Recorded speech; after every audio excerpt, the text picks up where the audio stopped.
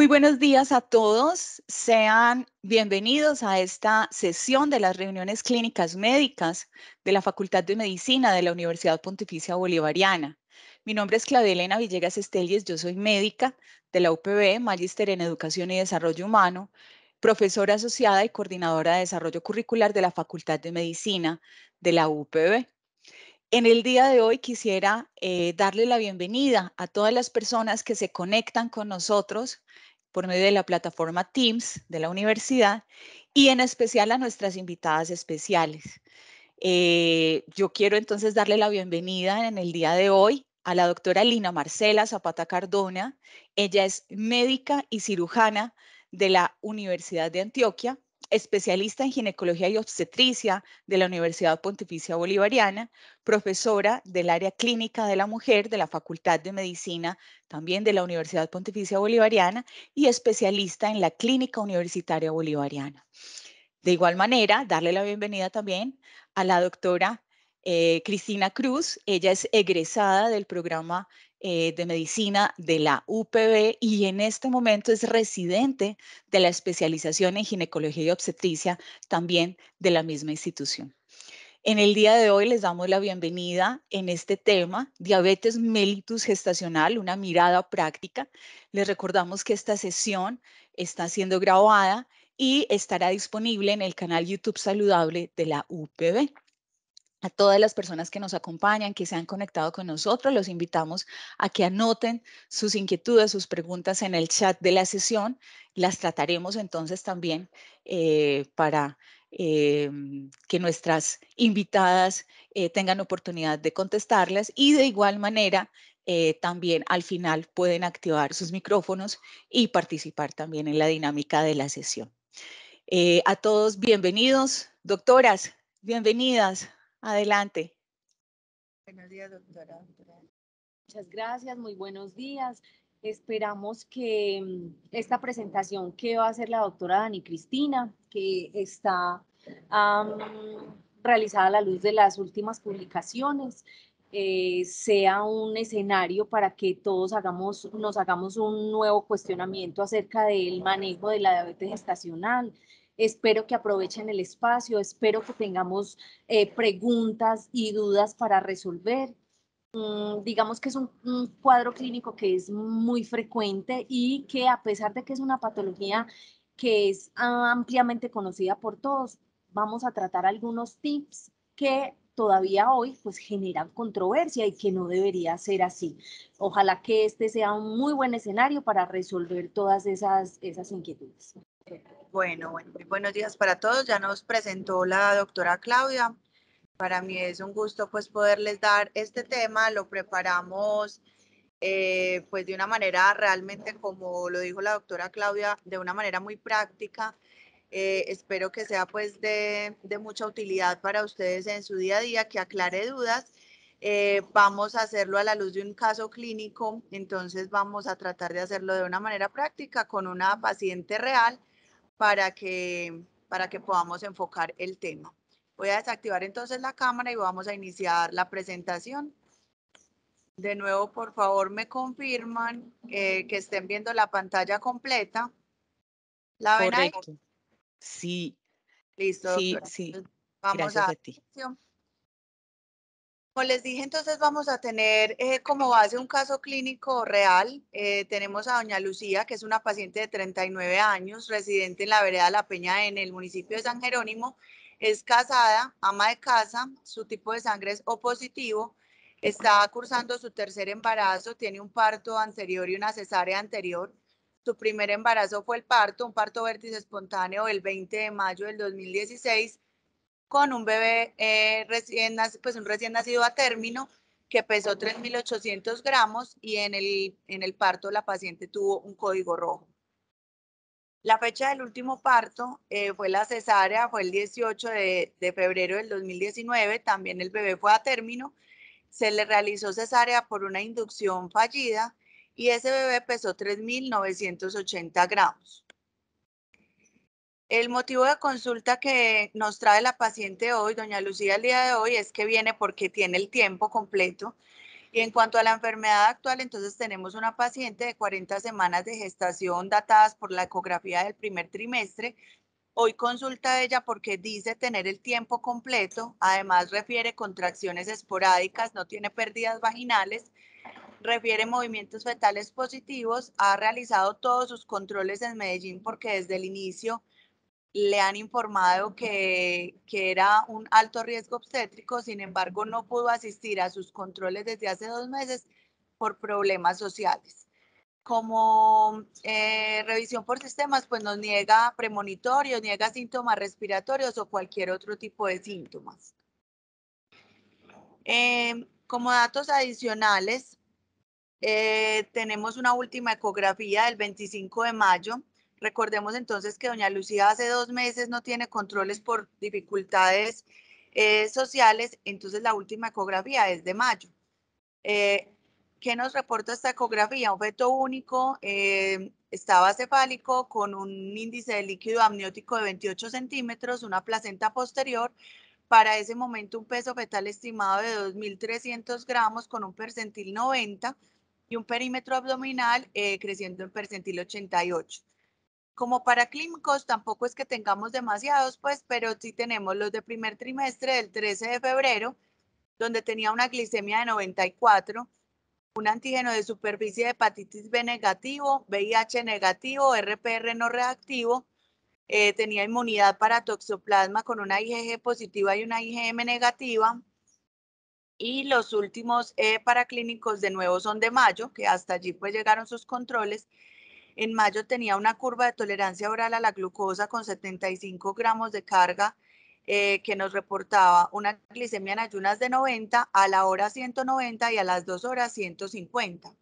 Un VIH negativo, un RPR no reactivo, y pues hago la anotación de que estos son los últimos paraclínicos que trae y estos paraclínicos no habían sido revisados por ningún médico porque no volvió a sus controles prenatales.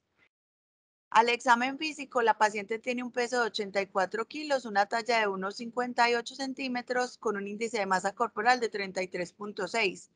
El resto de pues cardiopulmonar normal, cuello normal, el abdomen un útero grávido con una altura uterina de 38 centímetros, una frecuencia cardíaca fetal de 155 latidos por minuto, movimientos fetales positivos. Por Leopold se palpa cefálico con dorso izquierdo, al tacto vaginal un cuello posterior semiblando, largo, cerrado y escasa salida de tapón mucoso. Extremidades con edema grado 1 bilateral y neurológico sin déficit aparente. Vamos a entrar en materia en el tema, pero vamos a ir retomando a doña Lucía a lo largo de la charla. Como definición de la diabetes mellitus gestacional, entonces tenemos que es una disminución de la tolerancia a los carbohidratos que se diagnostica por primera vez durante la gestación, y estas dos condiciones van a ser independientes de la necesidad de tratamiento insulínico que requiera la paciente, independiente del grado de trastorno metabólico o si persiste o no esta patología después del embarazo. Simplemente con que haya una disminución de tolerancia a los carbohidratos identificada por primera vez durante la gestación, pues ya tenemos como tal el diagnóstico. Pero también entonces tenemos que mirar cómo vamos a diferenciarla de una diabetes franca o de una diabetes preexistente. También puede ser una diabetes que se manifieste durante la gestación, pero con unas características especiales. Y es que haya una hiperglicemia marcada en la primera visita del control prenatal, definida como una glicemia basal mayor a 126 miligramos sobre decilitro, una hemoglobina glicada mayor a 6,5%, una glicemia plasmática al azar mayor a 200 miligramos sobre decilitro. Y cuando tenemos esta última condición, pues debe ser confirmada con una glicemia basal o con una hemoglobina glicada. Pero entonces, ¿qué es lo que pasa realmente en la gestación para que se dé esa diabetes gestacional? Resulta que en un embarazo normal, en el segundo trimestre se va desarrollando un aumento de la resistencia periférica a la insulina a nivel del postreceptor, que está mediada por los altos niveles plasmáticos de hormonas diabetógenas propias del embarazo, como la prolactina, la progesterona, como el cortisol, como el lactógeno placentario, en fin, varias hormonas que van a estar aumentadas normalmente durante el embarazo y que van a ayudarnos a ese aumento de la resistencia a la periférica a la insulina. Esto, como les dije, se da desde la segunda mitad del embarazo y alcanza su nivel máximo en la semana 32. Lo que se da entonces es un aumento de las demandas energéticas y de insulina necesarias para producir ese aumento corporal y secundariamente ante esa insulinoresistencia hay una disminución entonces de la tolerancia a los carbohidratos. Entonces, como respuesta a esa insulinoresistencia, hay un aumento, digamos, en compensación, un aumento de la secreción a la insulina, pero hay gestantes que no consiguen una respuesta compensatoria adecuada y por lo tanto desarrollan una diabetes gestacional que se caracteriza principalmente por una hiperglicemia postprandial y una hipoglicemia en ayuno. Realmente la diabetes gestacional, la gran mayoría de las veces puede ser hasta de más fácil control que la diabetes pregestacional, aunque como vemos en la práctica clínica, a veces las diabetes gestacionales también nos causan un reto importante en el control metabólico. Esta diabetes gestacional, digamos, presenta riesgos incrementados en relación con ese mal control metabólico que se pudiera presentar.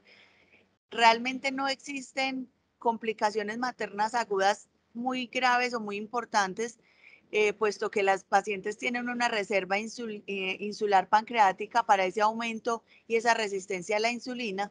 Tampoco hay un compromiso importante de embriopatía diabética en el caso de la diabetes propiamente gestacional, porque como dijimos, se da después de la organogénesis, se da en el segundo trimestre o en la segunda mitad del embarazo, y la organogénesis, pues importante, se da en el primer trimestre. Entonces, estas pacientes con diabetes propiamente gestacional, pues no tienen tanto impacto en la embriopatía diabética. Sin embargo, sí podemos tener consecuencias a largo plazo o a corto plazo. A corto plazo, ¿como quién? Tanto maternas como fetales. Podemos exponer a esa mamá a una preeclampsia, a una hemorragia posparto, a riesgo de aborto. A ese bebé lo podemos predisponer a una macrosomía fetal, a un peso grande para la edad gestacional, a un polidramnios. Tiene un riesgo de muerte inútero, de morbilidad neonatal como hipoglicemias al nacimiento que son mal toleradas por el bebé, anomalías congénitas y demás. Y a largo plazo es muy importante tener en cuenta que si no tenemos un control adecuado de esas pacientes, tenemos un riesgo importante de diabetes tipo 2 en esas mamás posterior al embarazo. Y en cuanto a esos bebés, tenemos un riesgo importante de obesidad, síndrome metabólico y diabetes también en la edad adulta.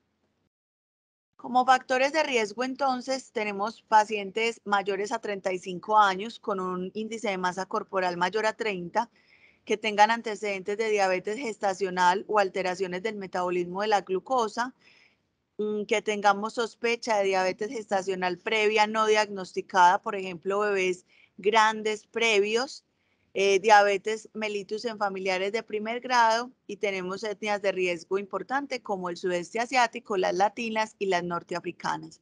Si nos devolvemos hasta el caso de doña Lucía, hasta este punto de la charla, pues identificamos en ella de entrada varios factores de riesgo. Doña Lucía era una paciente mayor de 35 años. Recordemos que tenía un índice de masa corporal de 33. Digamos que no tenía como tal antecedentes de diabetes gestacional. Sin embargo, si miramos la paciente como tal, nos podríamos ir por la sospecha de una diabetes gestacional previa no diagnosticada, teniendo en cuenta que su primer embarazo, el bebé pesó 3.800 gramos. La paciente hizo un código rojo en ese parto. No sabemos las causas de ese código rojo, pero podríamos también pensar en una sobredistensión uterina, de pronto en un polidramnios que no hayamos identificado en ese momento y demás. El segundo bebé de doña Lucía pesó 3.980 gramos, también un bebé muy grandote, entonces no sabemos si es que realmente no tuvo unos controles prenatales adecuados y de pronto tuvimos dos diabetes gestacionales previamente no diagnosticadas. Entonces tenemos que tener en cuenta eso, y en tantas pacientes que nos van a tocar a ustedes y a nosotros en los pueblos o hasta acá mismo en la clínica bolivariana encontramos pacientes tal cual como doña Lucía, que hace 2 meses no hace controles, que vive en una vereda y en un lugar apartado donde realmente los controles a veces en nuestro país se hacen difíciles. Entonces en el momento de la consulta, así sea a término como en esta paciente, tenemos que darle una mirada integral a la paciente, mirar cómo han sido sus controles y tratar como de tener un ojo clínico importante y detectar en esa paciente posibles cosas que no hayan detectado nuestros colegas anteriormente, o pacientes que no hayan tenido acceso al control prenatal,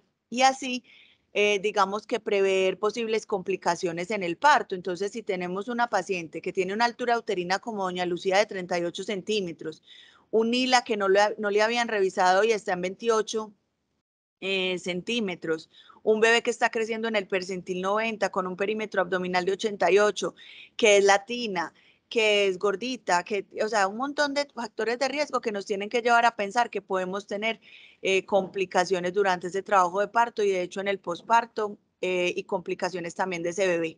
Entonces tenemos que prever esto y llenarnos de razones y motivos para cuidar a esa paciente durante el trabajo de parto, en el posparto y al bebé.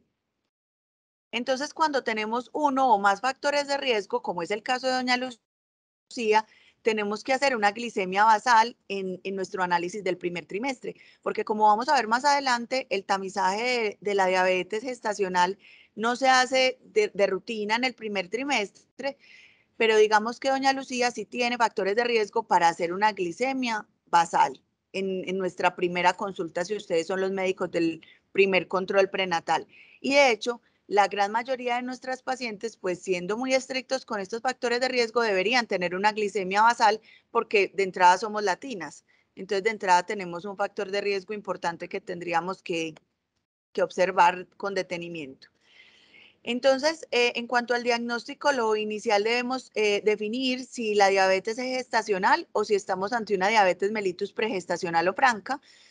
Y lo que tenemos que hacer entonces es, si tenemos 2 glicemias basales mayor a 126 en días diferentes o una glicemia mayor a 200 miligramos sobre decilitro al azar, pues ya de entrada tenemos que pensar que esa paciente tiene una diabetes pregestacional y que entró al embarazo como con este diagnóstico y tratarla como tal. Entonces, en cuanto digamos, al tamizaje que tenemos que hacer, como les dije, la valoración de riesgo en la primera visita, digamos que las vamos a dividir en pacientes que no tienen riesgo, que sería casi que ninguna pues de nuestras pacientes que no tengan riesgo, y si no tienen riesgo en esa primera visita de control prenatal, pues nos vamos a ir a hacer un tamizaje universal, que ahorita hablamos de eso. Pero si tenemos una paciente de alto riesgo, o por lo menos con un factor de riesgo, tendríamos que hacer una glicemia basal en el primer trimestre. Cuando tenemos el resultado de esa glicemia basal, digamos que tenemos 3 escenarios. Que sea menor a 92 miligramos por decilitro, que es decir, normal, y vamos a irnos entonces a revisarla en la semana 24 a 28 con un tamizaje universal, que tengamos una glicemia basal mayor a 125 y estamos ante una diabetes franca o pregestacional en este embarazo, y un punto intermedio, que es que tengamos una glicemia entre 92 y 125, y tenemos que abrir los ojos y mirar con detenimiento este grupo de pacientes. Recordemos que doña Lucía tenía una glicemia basal en el primer trimestre de 94 miligramos sobre decilitro. Volviendo entonces a esas pacientes que no tienen riesgo o que la glicemia basal inicial nos dio normal y que, digamos, decidimos hacer el tamizaje con O'Sullivan, que ya pues casi no se hace, pero igual se los voy a mencionar. Se hace una carga inicial de 50 gramos de glucosa, y si esa glicemia posterior nos da mayor a 150, pasamos al segundo paso del tamizaje. Si no nos da mayor a 140, entonces paramos allí y ya decimos pues que es una prueba negativa. Pero entonces, las que nos da O'Sullivan positivo en el primer paso o las pacientes con una glicemia basal en el primer trimestre entre 92 y 125, que por acá estaría doña Lucía. Entonces vamos a un segundo paso, donde haríamos una carga de 100 gramos y haríamos una medición de nuevo de las glicemias. Si nos da basal mayor a 105, 1 hora mayor a 190, 2 horas mayor a 165 y a las 3 horas mayor a 145, si todos estos valores nos dan normales, pues realmente antes de la semana 24, pues se debería repetir a la semana 24-28. Si hay un valor anormal, entre la semana 24 y 28, repetir en 3 a 4 semanas hasta la semana 34. Y si hay 2 valores anormales, ya hacemos el diagnóstico de diabetes gestacional. Este método de tamizaje, que es de 2 pasos, primero con 50 gramos y este segundo paso con 100 gramos, pues realmente ya ha salido mucho de las guías. Pero igual, por si, digamos, ustedes donde trabajen o la paciente les llegue con este tipo de pruebas, pues sepan qué hacer. Pero realmente desde el 2010 se hizo un estudio que es el estudio APO. A partir de ese estudio, pues se cambió a un solo paso y en el momento actual, pues se considera como el método diagnóstico de elección.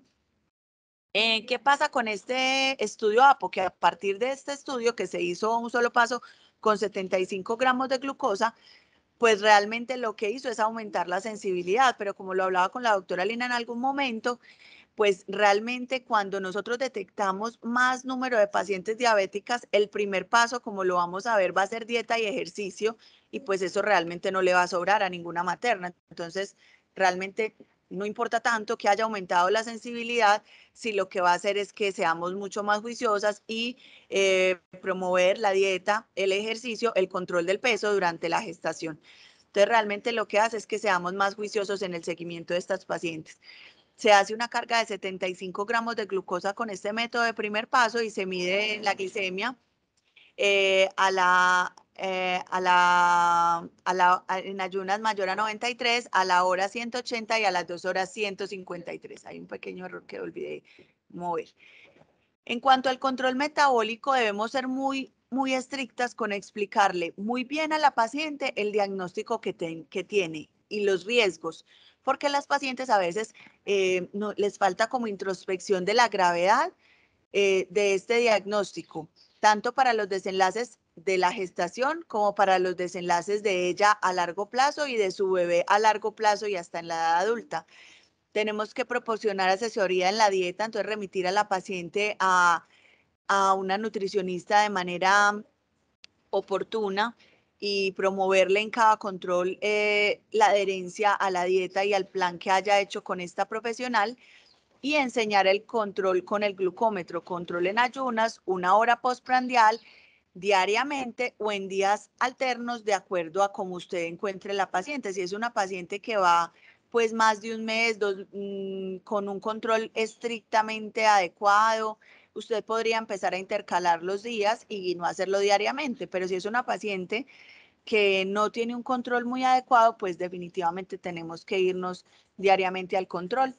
Entonces, los valores óptimos para esas glicemias capilares deben ser inferiores a 95 en la glicemia basal, en la glicemia postprandial 1 hora 140 es la meta y 2 horas 120.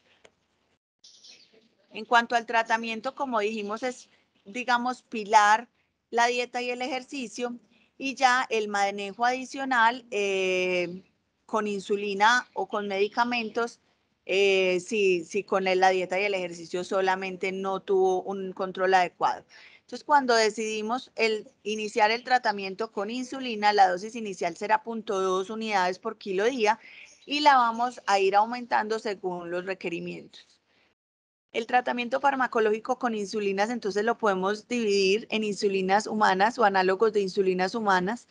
En las insulinas humanas tenemos la NPH y la insulina regular y como análogos de insulinas humanas pues tenemos la de acción rápida, que son la Lispro y la Aspart, y la de acción lenta o digamos basal, que serían la Glargina y Detemir. Entonces acá tenemos un cuadrito que nos puede resumir. Sobre todo, lo que más me interesa que sepan es el inicio de acción de estas insulinas. Entonces, las rápidas Lispro y Aspar, miremos que tienen una rápida acción entre 1 y 15 minutos, la regular entre 60 y entre 30 y 60 minutos, la NPH es como la dosis, la intermedia entre 1 y 3 horas, y las lentas o las basales, que son la glargina y la detemir. Miremos el pico que hacen o la acción máxima. De estas que son las rápidas, miremos que el pico de acción es 1 a 2 horas. En cambio, la de Temir hace un pico a las 8 a 10 horas. Entonces, miremos también esta gráfica donde vemos el nivel plasmático de insulina y las horas. Entonces, miremos la glargina, que es esta, ¿cierto? Y la de Temir hacen, digamos que no hacen un pico tan rápido y se mantienen durante las 24 horas de una manera más como hacia la meseta. En cambio, la Lispro, la Aspar, la NPH, que es la intermedia, pero la Lispro y la Aspar, miremos que hace este pico e inmediatamente baja a su nivel cero a las 4 horas. Y la NPH hace un pico más o menos a las 4 horas, pero también cae rápidamente. Entonces, como basales vamos a utilizar la glargina y la detemir, que nos permiten como esa estabilidad en el tiempo, y postprandiales, la Aspar y la Lispro.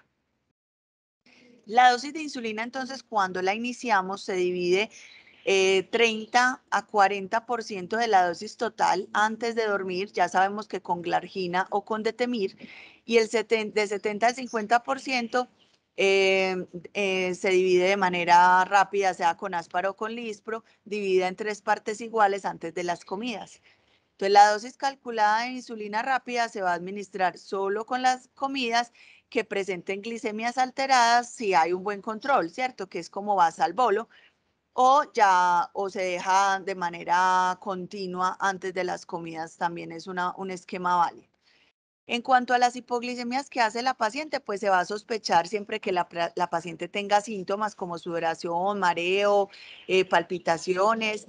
Realmente es poco probable en la diabetes gestacional que no está tratada con insulina. Entonces, la paciente que está con diabetes gestacional en manejo con dieta, con ejercicio y con control de glucometrías, es poco probable que nos presente las hipoglucemias.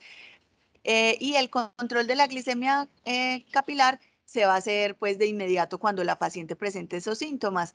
Y si nos da una glicemia menor a 60, pues la idea es o administrar un vaso de leche o 200 mililitros de un zumo de fruta y repetir el control en 35 minutos. Si no aumenta de 60, pues debemos repetir esa ingesta. Si la glicemia es menor a 40, debemos añadir 10 gramos de azúcar y repetir en 15 minutos. Si no responde, repetir esa toma. Si la paciente está inconsciente, pues ya tenemos que hacer un manejo más agresivo, administrar 1 miligramo, una ampolla de glucagón subcutáneo o dextrosa al 10%. En cuanto a la metformina, pues realmente ustedes van a ver, sobre todo en los pueblos, o que algunos colegas hayan iniciado por algún motivo metformina, pero realmente eso ya está pues como muy mandado a recoger y realmente se deja para casos muy específicos. Si digamos se fuera a usar, pues se inicia a dosis de 850 miligramos por la noche durante una semana y se va aumentando a 850 miligramos 2 veces al día. Este medicamento tiene muchos efectos adversos, diarrea, dolor abdominal, es mal tolerada.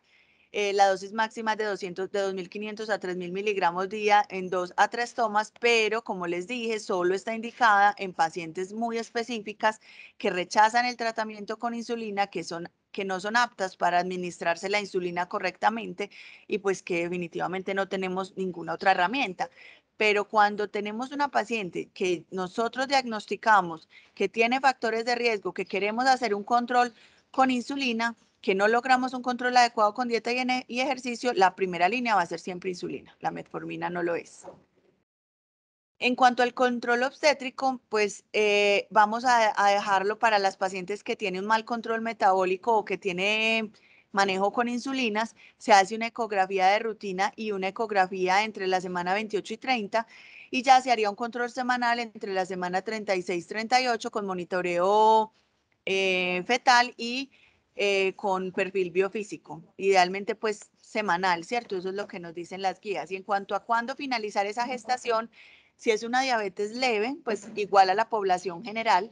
Si tiene una diabetes pregestacional, si está manejado con insulina o si tiene un feto grande para la edad gestacional, pues tenemos que dividirla. Si tiene un muy buen control metabólico, de hecho, las guías nos dicen que podemos irnos hasta la semana 39 y 40. Si definitivamente tiene un mal control metabólico, ese bebé está muy grande, las glucometrías no están en metas, pues podemos irnos hasta la semana 37. Si tiene un peso fetal estimado mayor a 4.500, cesárea a partir de la semana 39. Si tiene un peso fetal estimado mayor a 4.000, pues ya tendríamos que individualizar la paciente y definir si parto o cesárea, pero esto digamos que le corresponde definirlo al obstetra de acuerdo a la pelvimetría que tengamos de la paciente, los antecedentes obstétricos que tenga la paciente, cuánto haya pesado sus bebés anteriores y demás. Entonces, pues digamos que esto se lo dejamos al obstetra. En cuanto al control intraparto, pues los objetivos son iguales que en la diabetes pregestacional, 70 a 110 miligramos por decilitro. Como hay una restricción calórica, debemos hacer controles. Algunas guías nos dicen cada 2 horas, otras cada 4, cada 6 horas, pero realmente lo importante es que tengamos un control de esa paciente porque estamos ante una restricción calórica. En la fase de latente realmente la demanda es mínima, pero en la fase activa hay que darle glucosa a la paciente para evitar una cetosis en ayuno y hacer controles cada 1 a cada 2 horas en la fase activa. Con glicemias normales, menores a 95, se da pues una carga de glucosa con dextrosa al 5% cada 6 horas, y con glicemias altas se debe hacer pues se debe administrar dextrosa al 10% en 500 mililitros más una ampolla de cloruro de potasio junto con la administración de insulina rápida endovenosa en la dosis siguiente. Realmente, cuando tenemos unas glicemias, controles de glicemias menor a 70 miligramos por decilitro, pues no administramos insulina. Si tenemos 70 a 100, una unidad; de 100 a 132, de 130 a 160, 3 unidades; de 160 a 190, 4 unidades; y mayor de 190, 5 unidades. Realmente, estas pacientes son obviamente alto riesgo obstétrico y las deberíamos estar cuidando su trabajo de fase activa en un centro ojalá de tercer nivel o de segundo nivel, pero con un obstetra al cuidado de esta paciente. Algo que solamente les voy a mencionar, no me voy a detener mucho en esto, pero quiero dejarles como la idea, es que obviamente estas pacientes, si vamos a otro tema que es el síndrome de parto pretérmino, digamos que los factores de riesgo son polidramnios, diabetes gestacional, un bebé grande y, en fin, digamos que cumple unos criterios de factores de riesgo en común con el síndrome de parto pretérmino. Entonces, no es raro encontrar una diabética gestacional con un síndrome de parto pretérmino inminente a la que tengamos que administrarle glucocorticoides. Entonces, estos glucocorticoides para la maduración fetal no deben negarse a estas pacientes con diabetes gestacional cuando están estrictamente indicados. Sin embargo, estos glucocorticoides nos predisponen a una hiperglicemia secundaria y debe controlarse de cerca a esa mamá que los necesite. El efecto de estos esteroides sobre los niveles de glucosa comienza aproximadamente 12 horas después de haber administrado la primera dosis, y ese efecto de hiperglicemia y de mal control metabólico puede durar hasta 5 días. Esa hiperglicemia es transitoria, es inducida por ellos mismos, puede ser grave en pacientes con diabetes, incluso cuando se controlan de cerca. Entonces, realmente, digamos que no me voy a detener mucho en esto, pero lo importante es que si la paciente, así sea diabética, necesita maduración fetal, tenemos que hacerla. Tener en cuenta que nos puede, digamos, descontrolar el control metabólico que traíamos, y nunca se debe dejar de controlar esa paciente. Cuando controlamos esa paciente con las glucometrías, la idea es que, como sabemos que ese efecto dura 5 días y hace como un efecto de campana, el primer día debemos aumentar la insulina que traía un 25%, el segundo y tercer día aumentarle la insulina 40-50%, el cuarto día volvemos a disminuir a 20%, el quinto día aumentarla solo al 10%, al 20% de la que traía y el sexto día ya debería estar con la dosis previa a la aplicación de los esteroides y deberíamos ya encontrar un mejor control metabólico. Entonces, como mensaje, no suspender las glucometrías, ajustar una dieta muy estricta y ajustar las insulinas. Bueno, eso era lo que les queríamos compartir el día de hoy. No sé si la doctora sepa, la doctora quiera hacer. Vamos a salir de los cierto. En el chat les hicimos unas preguntas desde el inicio de la presentación, pero pues vemos que no hay ninguna respuesta. Queremos escucharlos, queremos que sea un escenario para resolver las inquietudes. Por favor, quien tenga alguna inquietud, quien tenga algún comentario, perfectamente puede abrir su micrófono y participar. Por acá, si están de acuerdo, voy a leer las preguntas que formuló la doctora Lina Marcela. La primera de ellas, ¿qué llama la atención de las biometrías de la eco y el control prenatal? También entonces la doctora nos pregunta, ¿la fetopatía de la paciente del caso clínico es un desenlace evitable? Y también hace el comentario, nuestra población se define como población de riesgo para diabetes gestacional. Entonces, los invitamos a estudiantes, profesores, egresados y en general los profesionales que nos están acompañando en la sesión a contestar estas preguntas, a hacer también otras preguntas, a plantear comentarios. Adelante. Pueden activar sus micrófonos, levantar la mano. Mientras se van animando a hacer las preguntas, vamos a puntualizar unas cositas. Hablamos y mencionamos del diagnóstico de diabetes en un paso y en 2 pasos, ¿cierto? La doctora Cristina lo mencionó muy bien. Después de la publicación del estudio OPO, pues definitivamente nos acogimos al diagnóstico en un solo paso. Hacemos las salvedades porque a pesar de que ha pasado una gran cantidad de tiempo después de esta publicación, todavía hay algunos centros o algunas IPS que no se han adherido a este nuevo protocolo y que todavía pues no es raro que nos lleguen pacientes con tamización con una carga de 50 gramos y una segunda carga de 100 gramos. Si vamos a ser estrictos, a hoy la mayoría de las organizaciones ya están de acuerdo en que lo más adecuado es hacer el diagnóstico en un solo paso y se explora también de cuál es el efecto de hacer ese diagnóstico y la doctora Cristina lo mencionó perfecto, es simplemente aumentar la sensibilidad de la prueba y disminuir la especificidad de la prueba, pero no está mal porque la sobreintervención a lo que eso lleva es simplemente optimizar hábitos de vida, ¿cierto?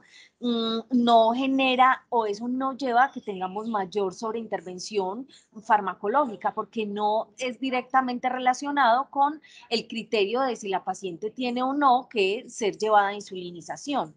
Entonces, se justifica o ese aumento en la sensibilidad de la prueba al coger un porcentaje más alto de la población, lo que nos está llevando a decir es, ojo, tenemos que hacer mayor educación, implementar mejores medidas desde el punto de vista de salud pública que va a impactar finalmente en que tengamos unos mejores desenlaces y que efectivamente la insulinización deba ser o de manera esperada sea menor en estas pacientes.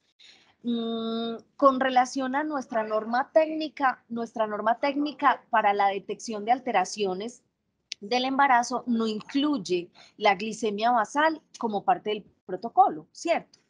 Pero es claro que nuestra población es una población de riesgo para diabetes gestacional por la zona sí, población latinoamericana es población de riesgo. Entonces, a pesar de que en la norma técnica no esté la glicemia basal dentro de toda la batería de laboratorios de ingreso al control prenatal, es claro que debe formar parte de esos exámenes, porque en tanto que somos población de riesgo, deberíamos hacer una tamización temprana para diabetes. Son 2 puntos que queríamos puntualizar. Sí, de pronto, respecto a lo que la doctora dijo, desde mi experiencia personal, cuando fui médica general y hacía control prenatal, por ejemplo, en mi IPS, todavía usaban O'Sullivan, ¿cierto? Y entonces usaban la carga de 50 y de 100.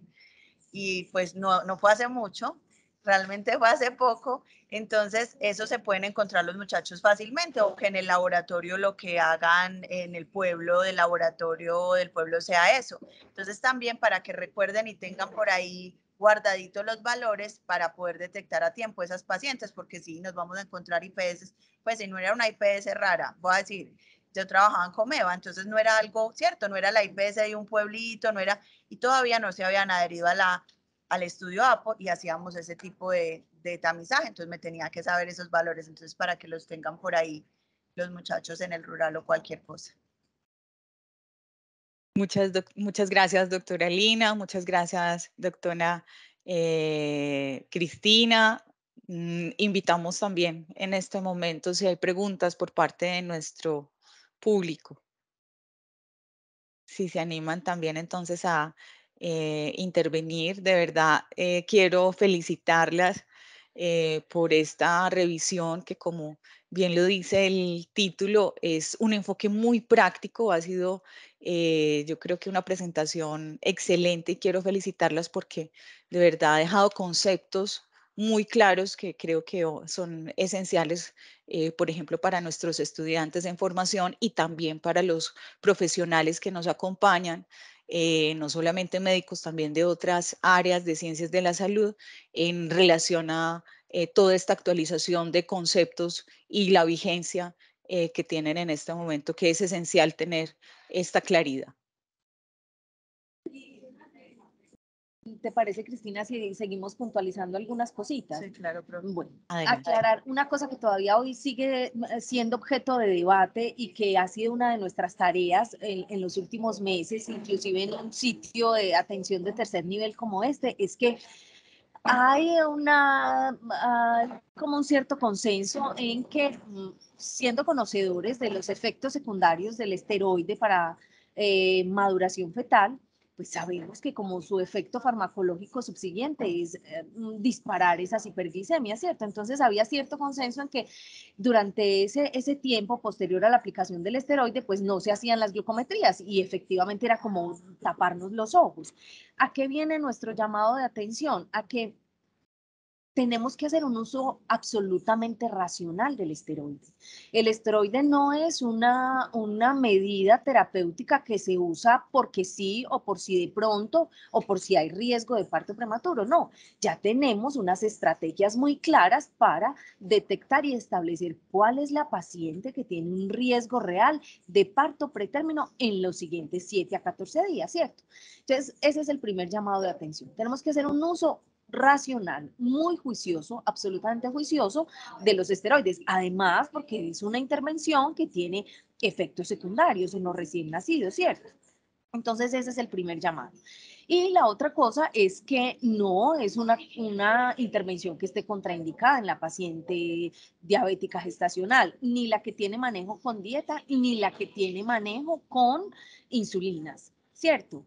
Lo que tenemos que hacer es un seguimiento mucho más estrecho y establecer las intervenciones que permitan que ese efecto farmacológico de hiperglicemia de los esteroides, que es en los siguientes 5 a 7 días posteriores a la aplicación pues, de la primera dosis, durante esos días tenemos que seguir haciendo el control metabólico y tenemos que buscar la estrategia para impactar esas hiperglicemias que se van a dar, así como lo mencionó Cristina, y eso está ampliamente estudiado, y es cómo o qué cantidad de dosis tenemos que incrementar en el aporte de insulina que estamos dando a la paciente, y en la paciente que no tiene insulina, pues tampoco va a ser el escenario para decir, ya está haciendo hiperglicemias 48 horas consecutivas, entonces vamos este es un criterio para insulinizar a la paciente. No, en ese periodo de tiempo tenemos que optimizar la ingesta calórica, el consumo de esas calorías y tratar de contrarrestar esas hiperglicemias que tiene, ¿cierto?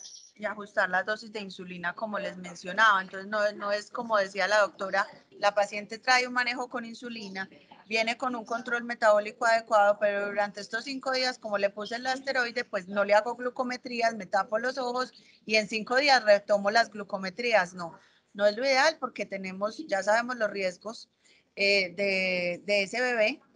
Entonces necesitamos hacer un control más estricto y ajustar las glucometrías como les expliqué, y eso pues lo pueden encontrar en las guías o lo pueden encontrar ahí en esta charla. Muchas gracias. Doctoras, Pues doctora, no hay como muchas preguntas en es el chat. verdad, O veo, están los, algo tímidos.